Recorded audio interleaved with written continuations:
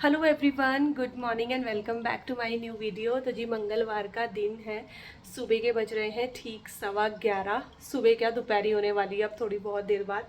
तो घर का सारा काम हो चुका है, साफ़ सफाई का जो होता है, लेकिन बस किचन का काम नहीं हुआ है।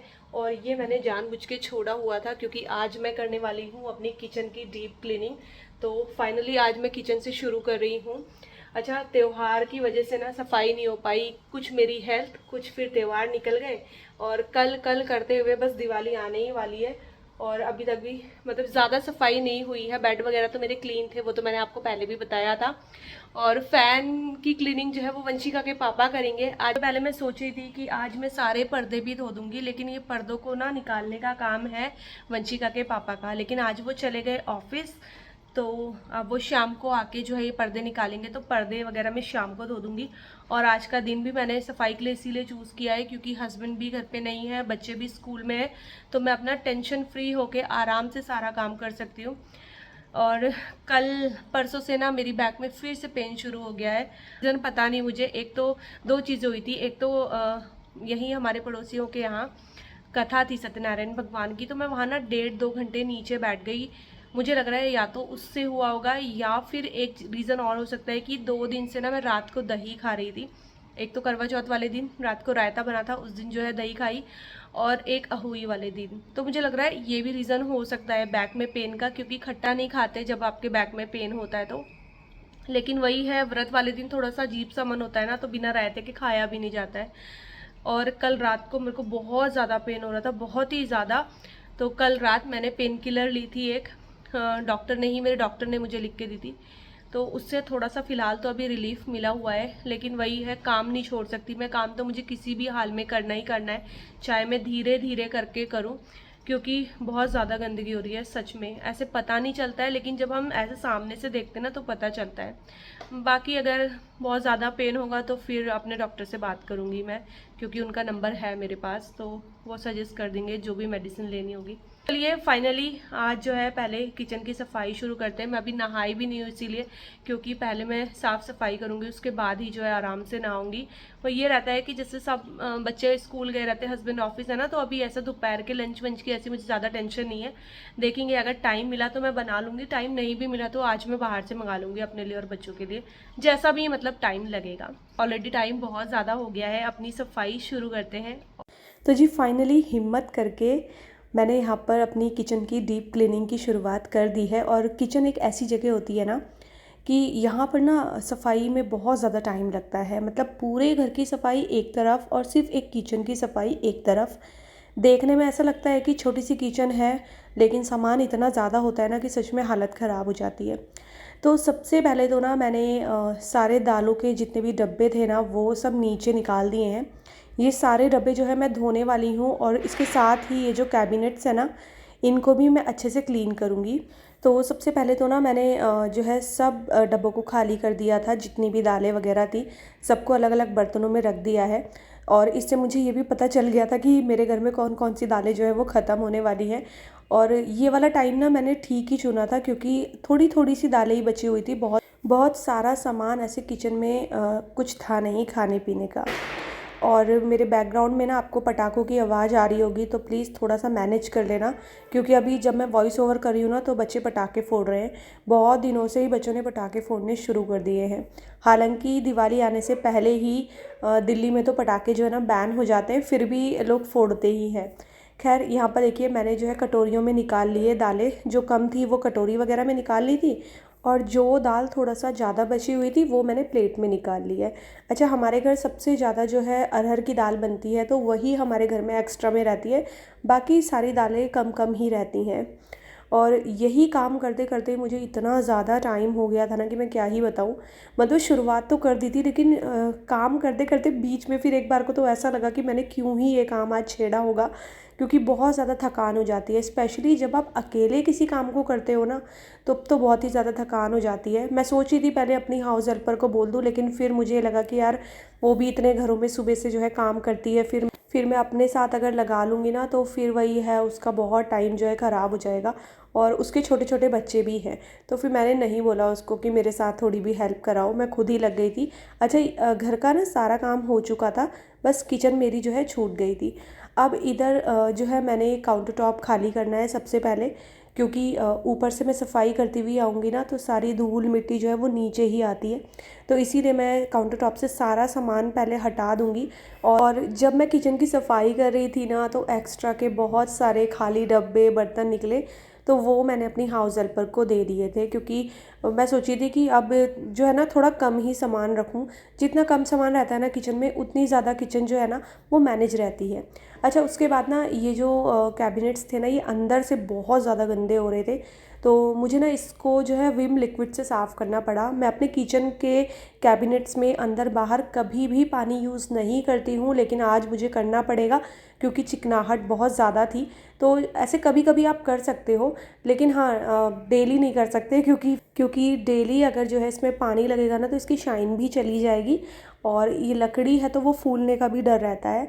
लेकिन जब से मतलब हमारी किचन बनी है तब से इस तरीके से ऊपर वाले पोर्शन में मैंने कभी पानी नहीं लगाया, तो आज तो मुझे लगाना ही पड़ा। तो मैंने ना सबसे पहले ना वो जो बर्तन वाला लिक्विड होता है उसे एक बर्तन में ना घोल लिया था, और उसके बाद ही मैंने उससे जो है पूरे किचन की सफाई करी है। हल्के से गुनगुने पानी में अगर आप उसको घोल लेते हो ना तो चिकनाई बहुत आराम से निकल जाती है, बहुत ज़्यादा मेहनत भी नहीं करनी पड़ती है।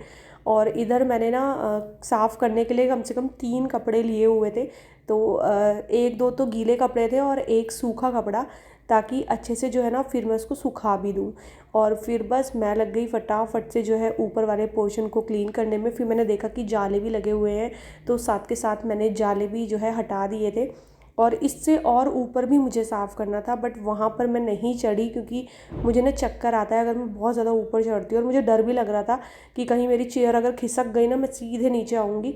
तो मैंने रिस्क नहीं लिया, मैंने हल्का हल्का सा बस जितना मेरा हाथ गया ऊपर उतना साफ़ किया, बाकी मैंने ऊपर वाला जो सबसे ऊपर है ना वो छोड़ दिया था। तो बस एक बार देखिए फाइनली यहाँ पर ऊपर वाला पोर्शन क्लीन हो गया है। अब बारी आती है नीचे काउंटर टॉप की, और साथ में जो है ना टाइल्स भी मैं क्लीन करूँगी। और कोई मुझसे पूछ रहा था कि आपका ये जो पत्थर है ना ये कौन सा है, तो ये ना कोरियन स्टोन करके आता है। पहले तो मुझे इसका नाम याद भी था, अभी तो मेरे को नाम भी याद नहीं है।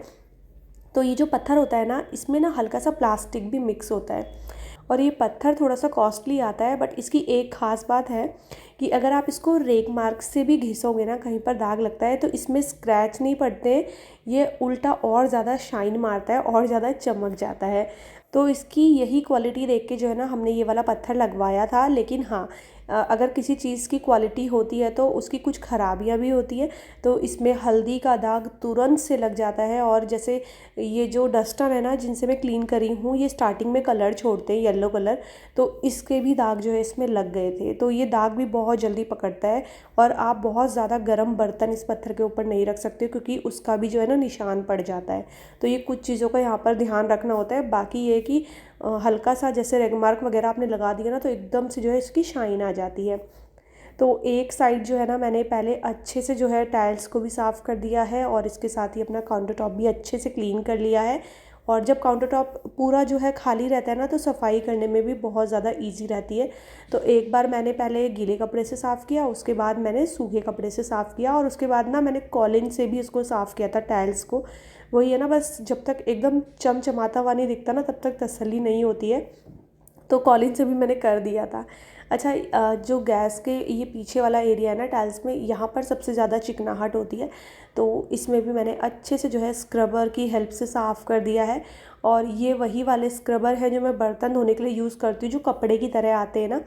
तो ये ऑनलाइन जो है मिल जाते हैं, जैसे ब्लिंकिट वगैरह में सब जगह मिलते हैं, अलग अलग रेट है। और अगर आप मीशो वगैरह से मंगाओगे तो वहाँ पर तो बहुत ही सस्ते मिलते हैं, और ब्लिंकिट ज़ेप्टो में तो थोड़ा सा महंगे ही मिलते हैं, लेकिन हैं बहुत अच्छे, बहुत टाइम तक चलते हैं। तो एक स्क्रबर तो मैंने सफाई के लिए ही सारा जो है ले लिया था, उसके बाद ना बर्तन वगैरह के लिए फिर मैंने नया स्क्रबर निकाला था। तो जिससे मैं अभी गैस वगैरह क्लीन कर रही हूँ ना, ये न्यू है, क्योंकि जिससे मैंने कैबिनेट्स वगैरह क्लीन किए थे ना, वो बहुत ज़्यादा काला हो गया था, चिकना सा हो गया था।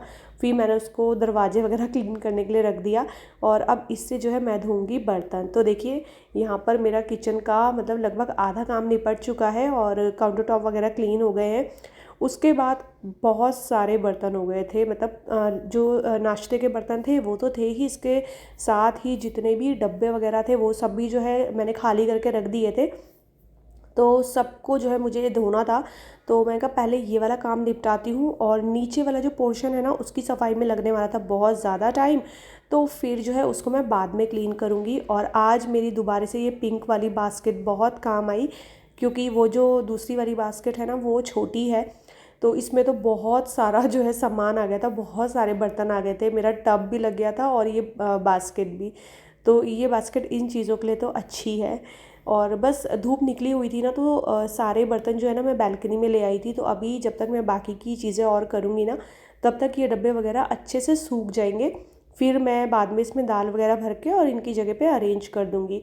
तो टब से तो मैंने निकाल लिए थे डब्बे, बाकी वो जो बास्केट है ना उसमें छेद है, तो सारा पानी जो है ना वहाँ से निकल जाएगा। अब बारी आती है ये जो किचन के कैबिनेट से इन्हें अंदर से क्लीन करने की।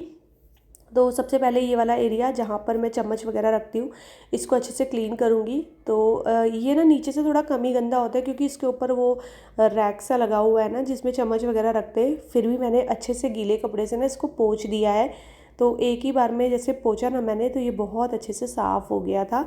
और मैंने ना मैट भी बिछाए हुए हैं ना इनके अंदर, तो मैट की वजह से भी ये थोड़े कम ही गंदे होते हैं। वो मैट मैं लाई तो थी अपने फ्रिज के लिए, लेकिन फ्रिज में वो यूज़ नहीं हुए, फिर मैंने उनको काट काट के ना ये कैबिनेट्स के अंदर ही लगा लिया था। और बस फिर ये जो रैक सा है इसको भी जो है मैं साफ़ कर दूँगी, अच्छे से चमक जाता है ये भी। और इसको तो ना मैं वैसे भी चलते फिरते जो है ना साफ़ करती रहती हूँ, जैसे कभी मुझे लगता है थोड़ा सा गंदा हो गया ना। अच्छा, यहाँ पर ना इसमें स्क्रैच लगे हुए थे, जैसे जैसे कभी मैंने इसमें चाकू वगैरह रख दिया होगा ना तो उसके स्क्रैच लगे थे, तो मुझे लगा कि ये दाग लगा हुआ है, तो मैंने उसको स्क्रबर से जो है रगड़ रही थी, बट फिर देखा तो वो जो है स्क्रैच थे। अच्छा, ये वाला पोर्शन साफ़ हो गया। उसके बाद जहाँ पर मेरे मसाले रहते हैं वो वाले एरिया को साफ़ करूँगी, तो ये थोड़ा सा ज़्यादा गंदा हो रखा था। इसको पहले मैंने अच्छे से जो है ना गीले कपड़े से पोंछ लिया है। और मैट के नीचे भी ना थोड़ी बहुत गंदगी हो गई थी, तो जैसे मसाला कभी रखते हुए थोड़ा बहुत गिर जाता है ना, उसी वजह से। इतनी ज़्यादा भी नहीं थी बट हाँ थी। तो बस एक बार गीले कपड़े से अच्छे से पोंछा और उसके बाद फिर मैंने इसमें वो जो मैट है वो भी साफ़ करके जो है लगा दिया था। और एक एक काम जो है निपटता जा रहा था, तो मुझे थोड़ी थोड़ी सी जो है तसल्ली मिलती जा रही थी। और सच में जब पूरा किचन मैंने क्लीन करा ना तो मुझे इतना ज़्यादा सुकून मिला ना, मैं क्या ही बताऊँ। अच्छा, उधर वो मसाले वाला जो कैबिनेट है वो साफ़ कर दिया। उसके बाद ये वो कैबिनेट है जहाँ पर कॉफ़ी वगैरह रहती है, तो वंशिका के पापा ना सुबह उठ के ब्लैक कॉफ़ी पीते हैं, और इस वाले एरिया में ना मैं डस्टर भी रखती हूँ।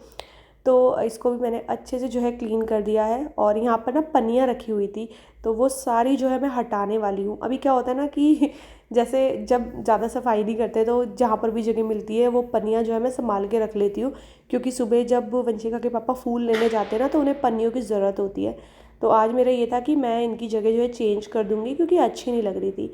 तो बस जो भी मेरा वैसा सामान था जिसकी ज़रूरत होती है वो मैंने इसमें रख दिया है, और बाकी सारा जो है मैं हटा दूँगी।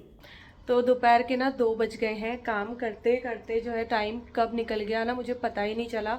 मतलब टाइम आज ऐसा रफ्तार से जा रहा था ना, उसके बाद भी मेरा आधे से ज़्यादा काम जो अभी बचा हुआ है। लेकिन आज तो मैंने ठान लिया आज की डेट में मुझे अपनी किचन की सारी सफाई करनी ही करनी है। अभी मेरा डाइनिंग टेबल देखो पूरा भरा हुआ है, तो जो भी दालों के डब्बे वगैरह थे ना वो मैं धो चुकी हूँ।